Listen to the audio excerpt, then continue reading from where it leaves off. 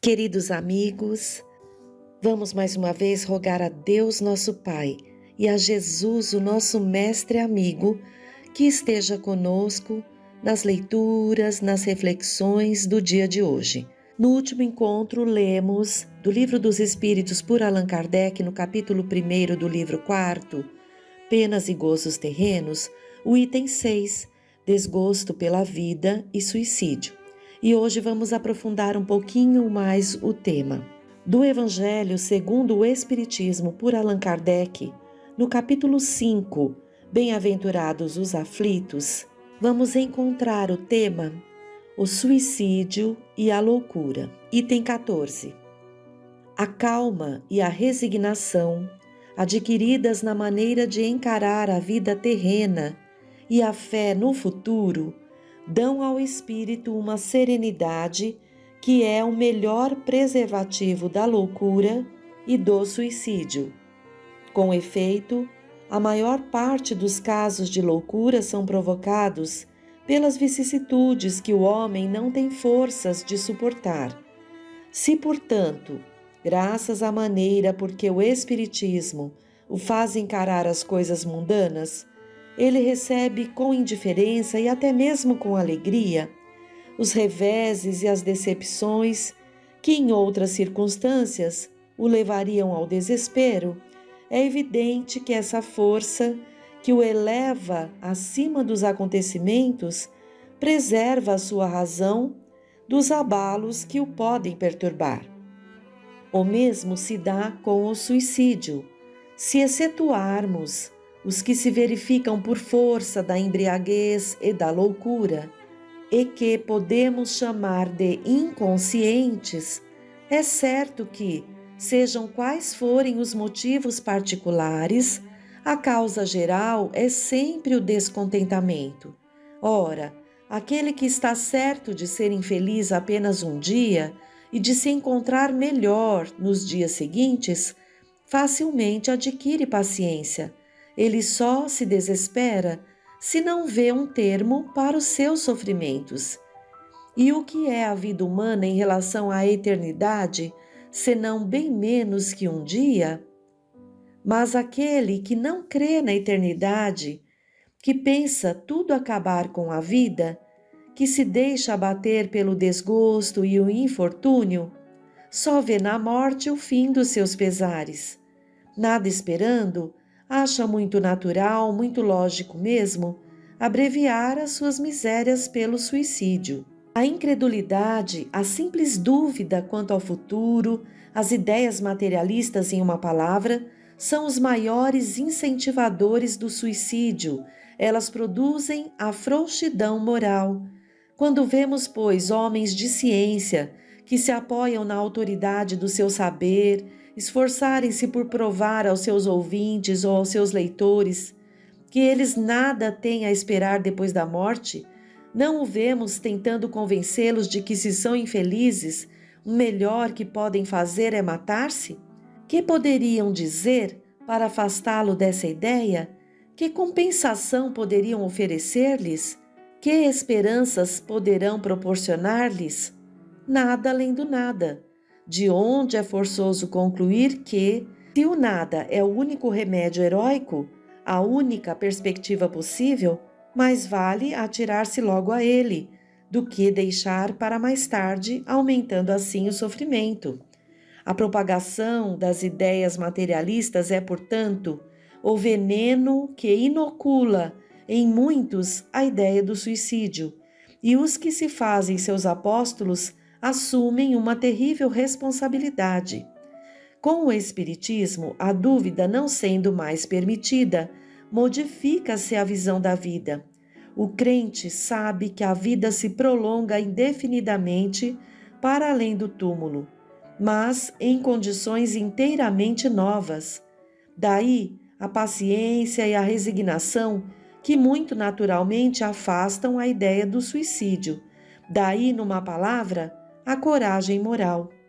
O Espiritismo tem ainda a esse respeito outro resultado igualmente positivo e talvez mais decisivo. Ele nos mostra os próprios suicidas revelando a sua situação infeliz e prova que ninguém pode violar impunemente a lei de Deus, que proíbe ao homem abreviar a sua vida.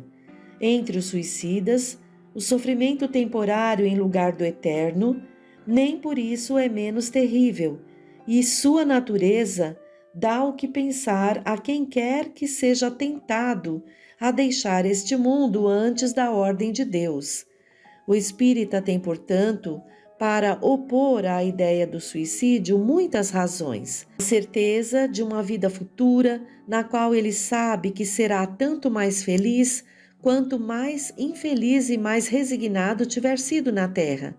A certeza de que, abreviando sua vida, chega a um resultado inteiramente contrário ao que esperava, que foge de um mal para cair noutro ainda pior, mais demorado e mais terrível, e se engana ao pensar que, ao se matar, irá mais depressa para o céu. Que o suicídio é um obstáculo à reunião no outro mundo com as pessoas de sua afeição que lá espera encontrar. De tudo isso resulta que o suicídio, só lhe oferecendo decepções, é contrário aos seus próprios interesses. Por isso, o número de suicídios que o Espiritismo impede é considerável e podemos concluir que, quando todos forem espíritas, não haverá mais suicídios conscientes. Comparando, pois, os resultados das doutrinas materialistas e espírita, sob o ponto de vista do suicídio, vemos que a lógica de uma conduz a ele, enquanto a lógica de outra o evita, o que é confirmado pela experiência. Aqui vemos a importância de termos a fé em Deus, de termos uma religião como a nossa, que nos ensina que esta vida é passageira, que estamos num mundo de provas e expiações, portanto vamos passar por sofrimentos, desafios, dificuldades, mas não estamos sós, jamais. Deus nos vê, conhece a cada um pelo nome, sabe o que vai no coração de cada um. Apenas Deus é capaz de julgar as nossas escolhas, o porquê dessas nossas escolhas. Apenas Deus é capaz de julgar a nossa condição espiritual e capaz de nos compreender inteiramente. No livro O Céu e o Inferno, por Allan Kardec, no capítulo 5, Suicidas, há várias narrativas de irmãos que foram evocados e, através de perguntas e respostas que foram feitas, nos elucidam, nos esclarecem sobre a sua situação para o nosso aprendizado. Aconselhamos a todos a ler na íntegra, mas aqui vamos apenas citar algumas situações. O primeiro caso relatado é o caso de um homem de 50 anos que se degolou na banheira de um hotel e foi assim encontrado. Foi evocado e entre as perguntas que foram feitas, qual o motivo que vos arrastou ao suicídio? Ele diz, morto eu? Não, que habito o meu corpo, não sabeis como sofro, sufoco-me. Oxalá que mão compassiva me aniquilasse de vez. Aqui já fica claro o quanto ele se sente vivo mesmo nessa condição. Pergunta-se, tinhais família, mulher, filhos? Era um desprezado, ninguém me amava. Que fizeste para ser assim repudiado? Quantos o são como eu? Um homem, quando ninguém o preza, pode viver abandonado no seio da família. No momento de vos suicidardes, não experimentastes qualquer hesitação? Ansiava pela morte, esperava repousar. Como é que a ideia do futuro não vos fez renunciar ao projeto? Não acreditava nele em absoluto, era um desiludido. O futuro é a esperança. Vejam que aqui ele compartilha um pouquinho de como ele se sentia, desprezado ali pela família, e ele não tinha fé alguma, principalmente no futuro, não acreditava na continuidade da vida ou mesmo em Deus. Perguntam ainda, que reflexões vos ocorreram ao sentirdes a extinção da vida? Não refleti, senti, mas a vida não se extinguiu. Minha alma está ligada ao corpo. Sinto os vermes a corroer-me. Que sensação experimentastes no momento decisivo da morte? Pois ela se completou? Foi doloroso o momento em que a vida se vos apagou? Menos doloroso que depois, só o corpo sofreu. Vejam que nesse momento ele diz que foi menos doloroso no momento do que a sensação que ele tem depois. E aí são feitas várias perguntas ao espírito de São Luís para compreender por que ele afirmou isso, né? Que o momento da morte foi menos doloroso que depois. E aí São Luís responde: o espírito descarregou o fardo que o oprimia, ressentia-se da voluptuosidade da dor. Esse estado sobrevém sempre ao suicídio? Sim, o espírito do suicida fica ligado ao corpo até o termo da vida. A morte natural é o livramento da vida, o suicida a intercepta completamente.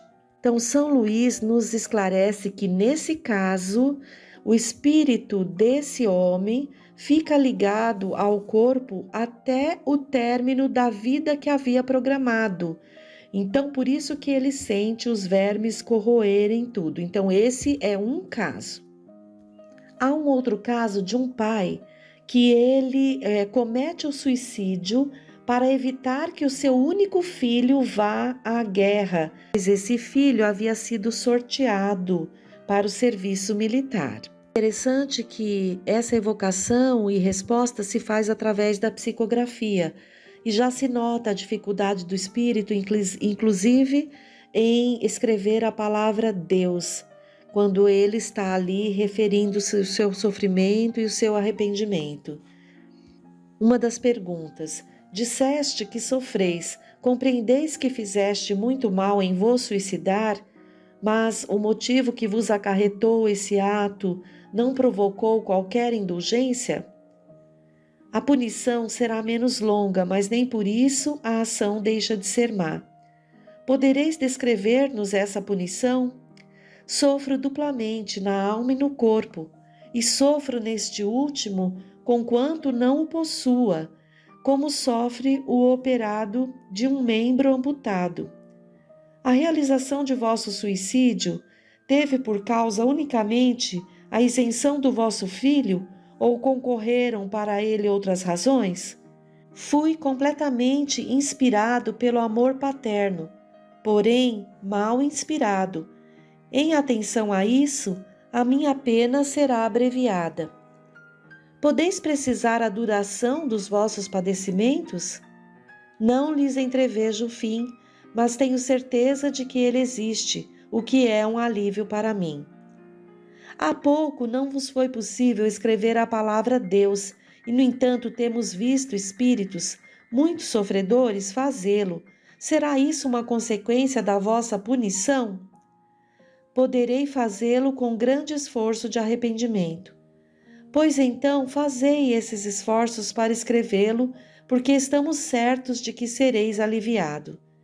O espírito acabou por traçar esta frase com caracteres grossos, irregulares e trêmulos. Deus é muito bom.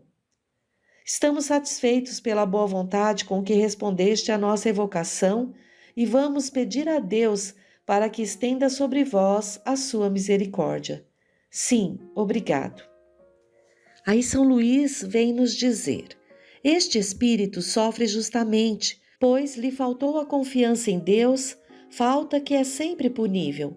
A punição seria maior e mais duradoura se não houvesse como atenuante o motivo louvável de evitar que o filho se expusesse à morte na guerra.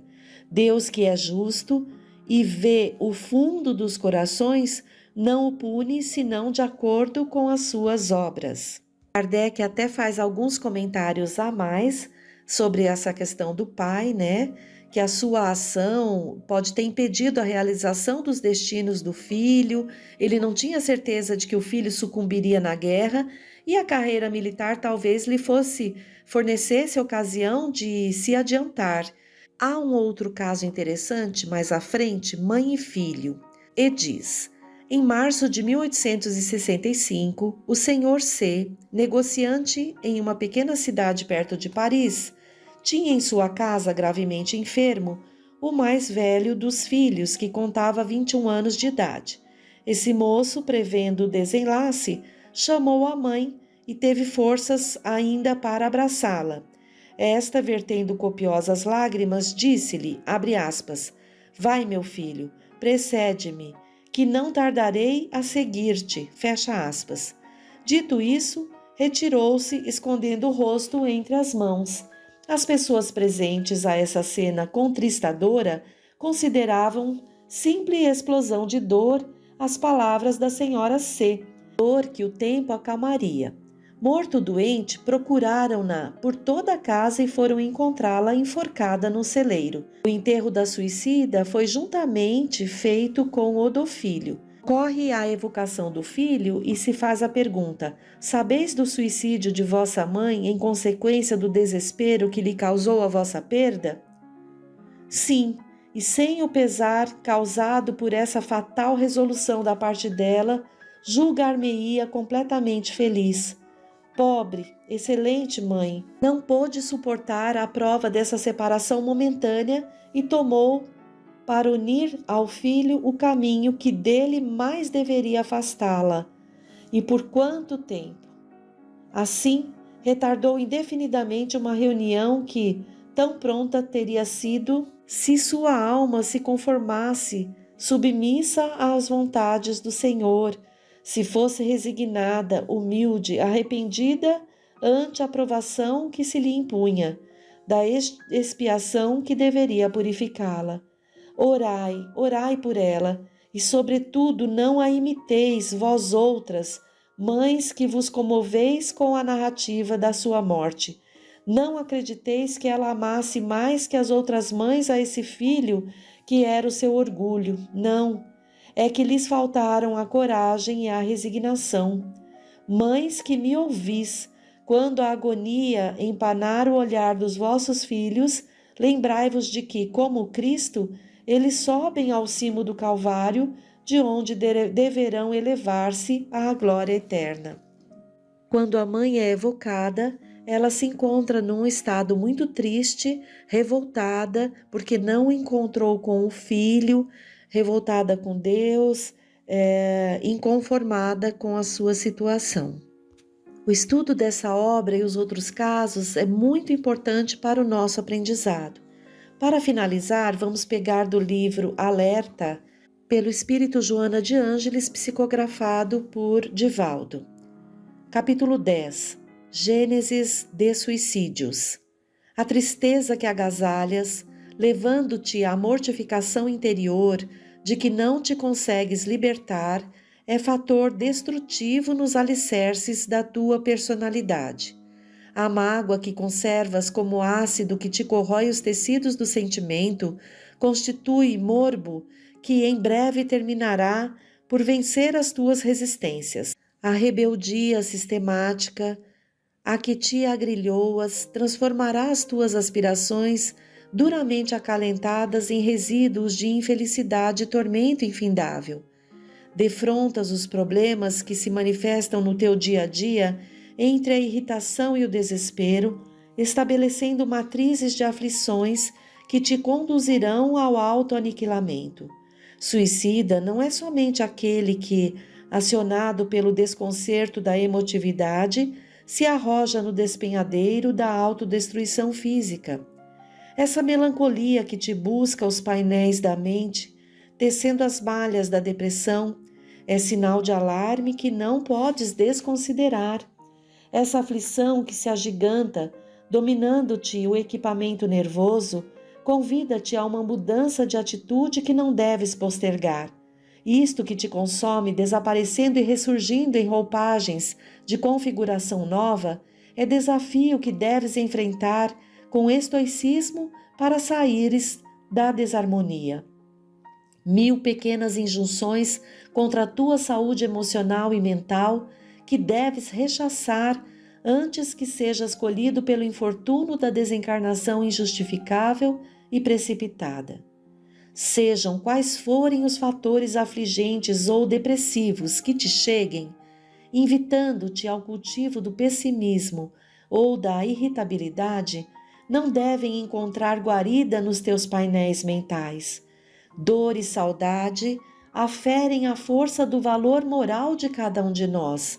Enfermidade e desencarnação constituem fenômeno natural no processo biológico em que te encontras situado.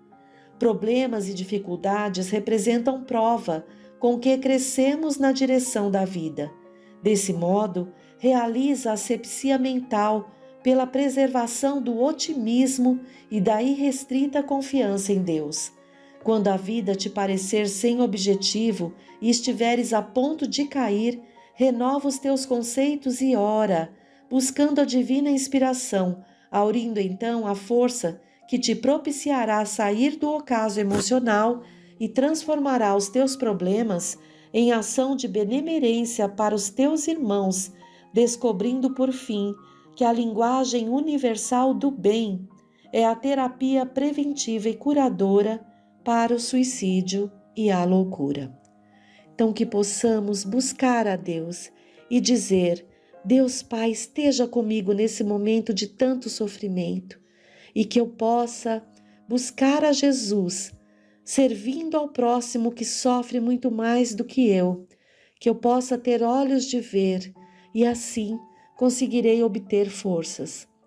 Queridos irmãos, confiemos em Deus. Esta vida é passageira, que possamos fazer o melhor.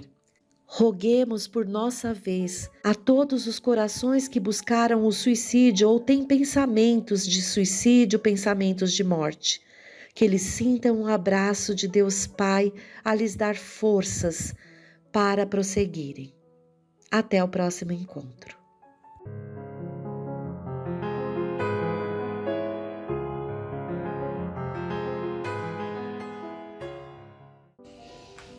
Olá!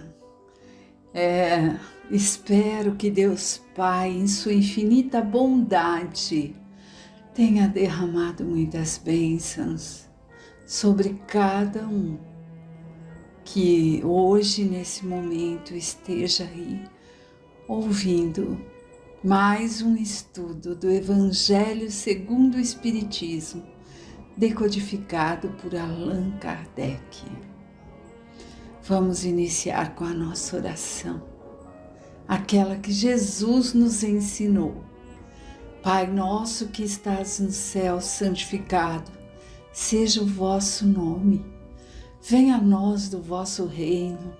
Seja feita a vossa vontade, tanto na terra quanto no céu. E o pão nosso de cada dia dai-nos hoje e sempre.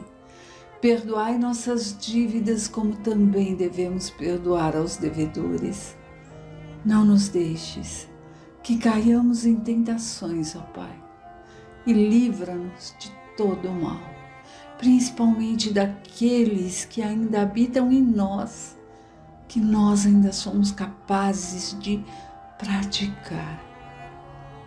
Olhai por nós, Deus de amor e de infinita bondade, e ensina-nos a olhar ao próximo como gostaríamos que Tu, ó Deus, olhasse por nós.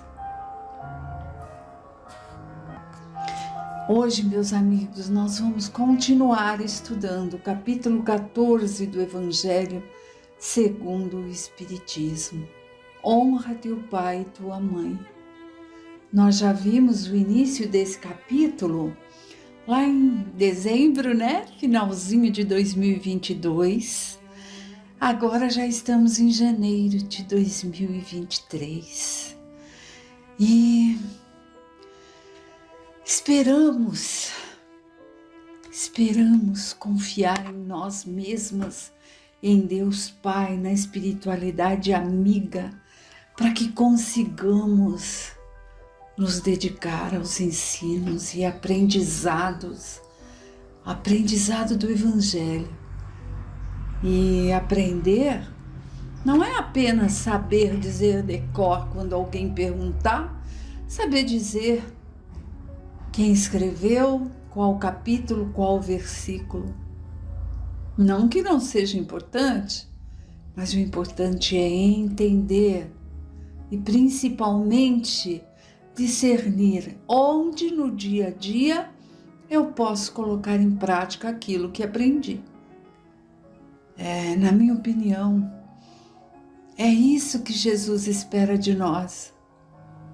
Ele veio não trazer novos ensinamentos, como diz lá no início do Evangelho, mas ele veio para fazer com que se cumpra os ensinamentos do Pai. E nós estamos aqui há 2023 anos após a vinda dele, engatinhando nesse quesito fazer cumprir. Então, que tenhamos nesse ano a boa vontade de buscarmos praticar aquilo que aprendemos em nome de Deus, né? Pouquinho em pouquinho, dia a dia. Sim, ter aqueles planos mirabolantes. Vou colocar em prática do capítulo 1 ao 14 nesse mês. Não é assim.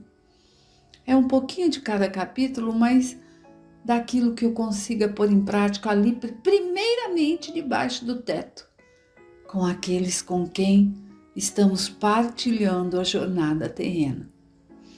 E hoje, nesse capítulo, Honra teu pai e tua mãe, nós vemos que Kardec, ele nos mostra que honrar vai muito além do que aquela honra que nós conhecemos nos dias atuais. Honrar tem ali a piedade filial, é respeitar, é amar e é ser grato ao pai e à mãe, porque é através deles que tivemos a chance, a oportunidade de estarmos aqui encarnado. Por mais que tenham errado, por mais que tenhamos olhado e dito, meu Deus, por que esses pais? Porque era deles que deveríamos ter nascido. E quanto mais quando falamos que bênção de ter esses pais, fomos abençoados de qualquer forma. Então que Deus abençoe todos os pais e mães, porque através deles é que há o reencarne aqui na Terra, certo? Então hoje nós já falamos um pouco em dezembro dessa parte de honrar pai e mãe, e hoje nós vamos ver as instruções dos Espíritos, o que os Espíritos vêm nos mostrar sobre esse texto, honrai pai e mãe. Vamos à leitura. Instruções dos Espíritos, a ingratidão dos filhos e os laços de família. Santo Agostinho, Paris, 1862. Estamos no item 9 desse capítulo. A ingratidão é um dos frutos imediatos do egoísmo. Revolta sempre os corações honestos. Mas a dos filhos em relação aos pais tem um caráter ainda mais revoltante. É particularmente sob esse ponto de vista que vamos considerá-la para analisar-lhe as causas e efeitos. Também nesta questão, como em tantas outras, o Espiritismo vem lançar luz sobre um dos problemas do coração humano. Quando o espírito deixa a terra, leva consigo as paixões ou virtudes de sua natureza e vai para o espaço se aperfeiçoar, ou permanece estacionário até que deseje esclarecer-se. Bom, meus amigos, vamos falar um pouquinho nesse item. Então, está nos mostrando que quando desencarnamos, nós levamos, para a pátria espiritual aquilo que a gente cultivou, aquilo que a gente plantou aqui e que ficou ali, impregnado no nosso perispírito, porque é o que somos. E nós vamos para o espaço, né, para esse lado espiritual, para nos aperfeiçoar ou permanecer estacionado até que um dia desejemos ter o esclarecimento e saber o que houve e saber onde melhorar. Porque cada um, quando desencarna, é cada um e leva a sua essência. Eu, ao desencarnar, não vou levar a essência de meus filhos, nem do marido. Sou eu, Silvia, que estarei lá. E vai depender de como eu reagir, do que eu plantei, do que eu carreguei, de como vai ser minha aceitação. Se eu estarei pronta e aberta para receber o auxílio da espiritualidade amiga, desses parentes, né? Esses laços familiares que já foram antes de mim e que porventura possam estar lá para me receber, mas que muitas vezes nós nos fechamos tanto. Nós vemos isso nas psicografias, psicofonias, que a gente não percebe que temos ao nosso lado espíritos amigos tentando nos esclarecer. Muitas vezes nos revoltamos, falamos, ai, não era a hora, eu ainda queria isso, queria aquilo, queríamos um monte de coisas físicas e materiais que não teríamos como levar. Porque aí vai depender do nosso livre-arbítrio, a nossa escolha de buscarmos o aperfeiçoamento lá na erraticidade, ou ficarmos ali estacionados e quiçá se envolver com espíritos ainda em situações mais difíceis que a nossa, né? Então vamos continuar? Alguns partiram cheios de ódios violentos e desejos de vingança insatisfeitos, mas pela compreensão que alguns têm, por estarem mais avançados que outros, conseguem distinguir algo da verdade e, compreendendo os desastrosos efeitos de suas paixões, tomam então boas resoluções, reconhecendo que, para chegar até Deus, há somente um caminho: a caridade. Acontece que não há caridade sem o esquecimento das ofensas e das injúrias. Não há caridade com ódio no coração. Não há caridade sem perdão. Então aqui, meus amigos queridos, por essa fala nós percebemos que o caminho é a caridade, mas como vamos praticar essa caridade sem esquecer as ofensas, as injúrias, e que quando carregamos o ódio no coração, ele já está lotado ali de ódio, de rancor, de mágoa, e não vai ter espaço para a caridade, que não acontece sem que haja o perdão. Precisamos perdoar para nos livrarmos desse fardo, desse peso que não precisamos carregar conosco, né? Continuando. Então, com um grande esforço, observam aqueles que odiaram na terra. Ao vê-los, o rancor é intenso. A ideia de terem de esquecer de si mesmos lhes revolta e revoltam-se ainda mais ao saber que têm que perdoar e, principalmente, amar aos que talvez lhes tenham destruído a honra, a fortuna e a família. Assim é que o coração desses infortunados está abalado. Hesitam, vacilam, movidos por esses sentimentos opostos. Se a boa resolução triunfa, oram a Deus, imploram aos bons espíritos para lhes dar forças no momento mais decisivo da prova. Então, aqui a gente percebe que ao desencarnar, imaginem a situação, e deixou-se aqui pessoas a quem se odiava. Deus que nos livre disso, né? Mas é o que diz o texto, para que nós possamos aprender através das escritas ali dos ensinamentos de Santo Agostinho.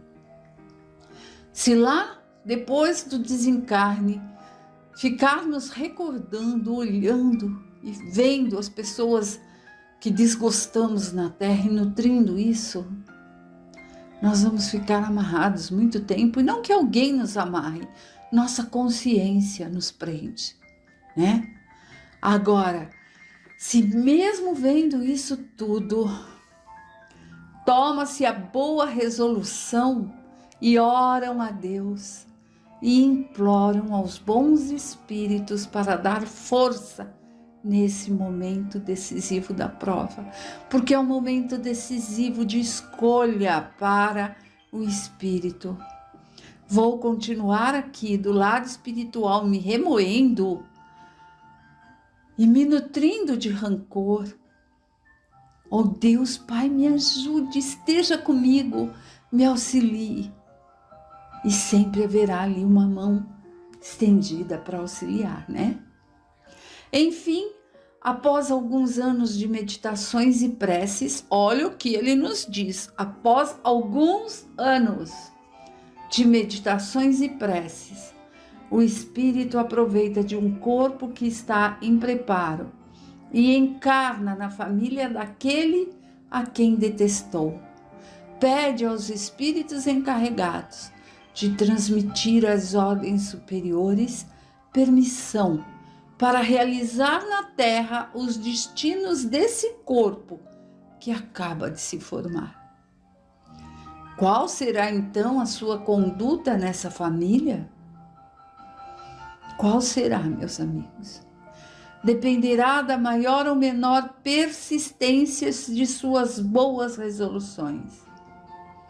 O contato incessante com os seres a quem odiou é uma prova terrível, sob a qual ele às vezes fracassa, se sua vontade não for bastante forte.